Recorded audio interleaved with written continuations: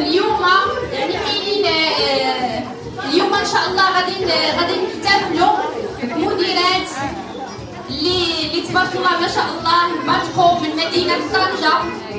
المديرات اللي تبعونا مشاو على المسار ديالنا، المديرات اللي الحمد لله مشاو على الدرب اللي رسمناه، المديرات صاحبات الاذن الصاغيه اللي ما قالوش لا، اللي تحداو المستحيل. اليوم ان شاء الله غادي تشوفوا واحد النماذج ديال نساء طنجه اللي تخطاو بزاف ديال العراقيل، حققوا مناصب وحققوا رواتب شهريه من قلب ديالهم. شحال من وحده دابا انا اكيده انها يعني كتعمل واحد العمل شاق نهار كامل وهي خارجه او يعني خدامه شي خدمه اخرى. اليوم غادي تشوفي واحد النموذج ديال النساء اللي هما في البيت كيقوموا بالدور ديالهم الامومي والدور ديالهم كزوجات كامهات كربات بيوت وعاملات او لا نقدروا نقولوا موظفات من قلب ديالهم.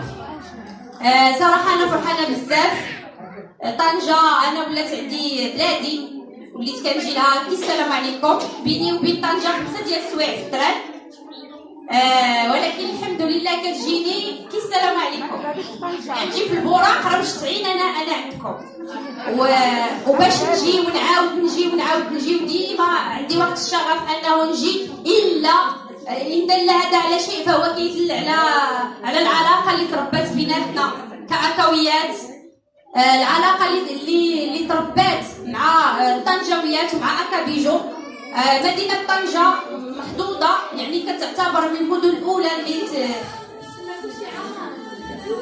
هنايا عامر صافي زيدي هنا زيدي واحد من المدن المحظوظه لان فيها اجونس، ومن المدن المحظوظه لان فيها دي باغان، فيها مديرات تبارك الله اللي كيخدموها بواحد التفاني. وباقي ان شاء الله باقي الخير كله يجي من مدينه طنجه. وكنتمنى كاين دابا واحد سباق المدن، كاين سباق ما بين المدن على المدينه ان شاء الله اللي غادي تفوز بالحفل السنوي ديال شركه اكابيجو. فكنتمنى طنجه تكون هي الفائزه. علاش لا؟ حيت اليوم انا في طنجه غدا غنكون في اكادير غنقول كنتمنى اكادير تكون كاينه يعني من منتظر مراكش طنجه اكادير، يعني هادو هما كازا طنجه اكادير مراكش كازا، يعني هادو هما المدن الكبرى اللي تبارك الله كيكونوا فيهم الانشطه الكبيره.